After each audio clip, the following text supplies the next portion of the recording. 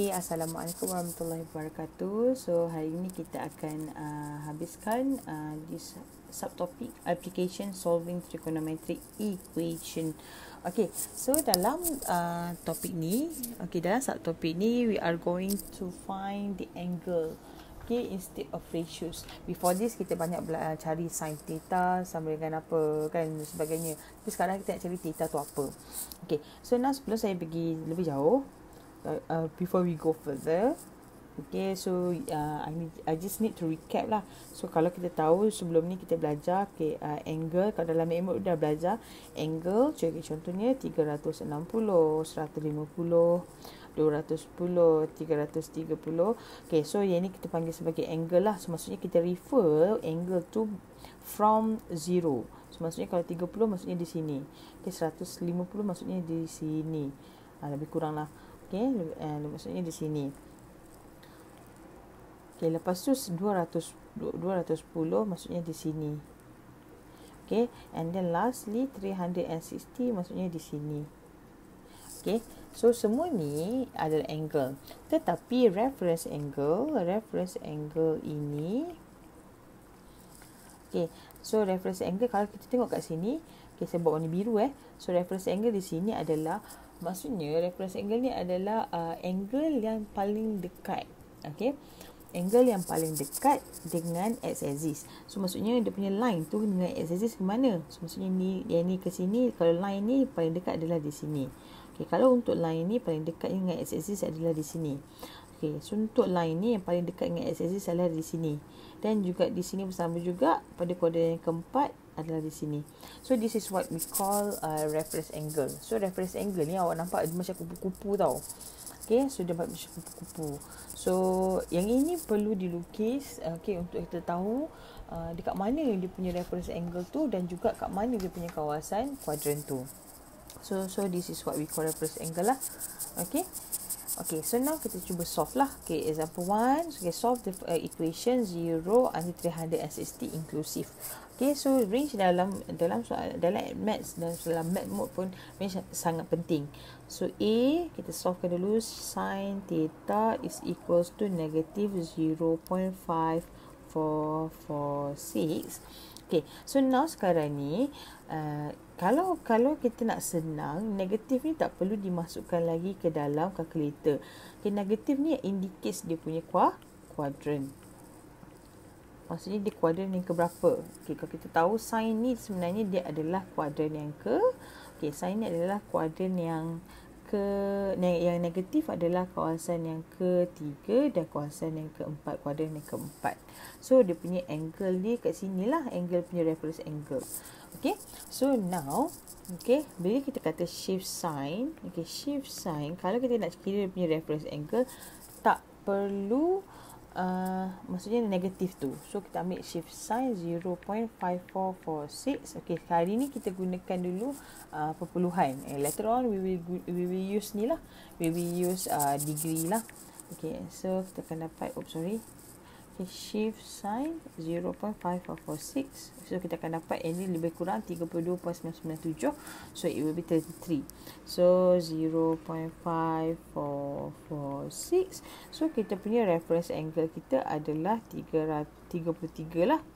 Okay, tapi the problem is 33 ni maksudnya reference angle ni adalah di sini. Okay, tapi yang kita nak adalah angle. So kita kira angle now. So kita tahu ni adalah theta and dia punya okay, dia punya range dia adalah daripada kosong theta 360. Setiap kali kita nak cari dia punya theta, dia punya angle, we have to rewrite, okay, the range. So theta kita di sini daripada kosong sampai sini dia akan jadi ni 180 tambah 33. So dia akan jadi 210. So 180 tambah 33 dengan satu lagi adalah 360 patutnya semua ni, tapi kita kena tolak dengan, sebab dia stop sampai sini kan, kita kena tolak dengan reference angle di sini 33. So it will be 360 minus 33 here. So 360 minus 33. Okay, so jawapan kita di sini, okay, so tekan calculator lah. So kita akan dapat 213 Satu lagi adalah 327. So, betul lah. Okay, kita punya jawapan ni adalah within the range. Okay. Okay, so kita dah solve A. Okay, kita pergi B pula. Okay, nak solve B. Okay, kita salin dulu soalan. Okay, B, kita nak cari cos 2 theta is equals to 0.3420. Okay, so now, okay, first thing first, we have to find the reference angle. So, shift cos, okay, 0.3420. Okay, so the reference angles is here. Shift cos, okay, 0.3420. So, ini bukan degree ini adalah dia punya 0. Okay, so kita tahu dia punya tu adalah 70. Okay, so kalau kata 70, maksudnya dia kawasan cos yang positif adalah di sini. Okay, dan juga kuadran yang pertama dan juga kuadran yang keempat. Okay, so maksudnya di sini adalah 70. Di sini adalah 70 juga. Okay, so now kita nak cari dia punya theta. So again, kan saya kata nak cari dia punya theta, kita kena salin dulu dia punya range. Okay, tapi awak tengok kat range kat sini, sini theta, sini 2 theta. So maksudnya macam mana? Betul ke range yang kita cari ni? Okay, bukan So maksudnya sekarang ni kita kena tukar dulu range supaya dia jadi 2 theta. So maksudnya belaki yang ini dia akan, maksudnya daripada theta ni, theta macam mana nak jadikan dulu theta? So maksudnya kita kena darab semuanya dengan 2. So darab 2 sini, darab 2 sini, darab 2 sini. So dia akan jadi, kat sini akan jadi kosong. Okey, 2 theta 360. Okey, 720. So maksudnya dia ada 2 pusingan. So okay, so sekarang ni kita tahu first kali angle kita pusingan pertama adalah ni 70. Okay, 70 sebab dia positif kan. So 70 adalah positif. So lepas tu yang angle yang kedua adalah 360 tolak dengan 70. Okay. Alright. Yang kedua, sekejap saya padam dulu yang ini. Yang ni takut tak muat. Sebab yang ni tak ada kena-mena pun. Okay, so baru pusingan pertama. Sebab kita kena ada 2 pusingan. Okay, so pusingan yang kedua kita ambil daripada sini. Maksudnya dia akan jadi, okay, patutnya kat sini 70 kan. So maksudnya ni adalah satu pusingan 360 tambah dengan 70. So dia akan jadi 360 tambah dengan 70. So ni adalah pusingan yang kedua bagi yang 70.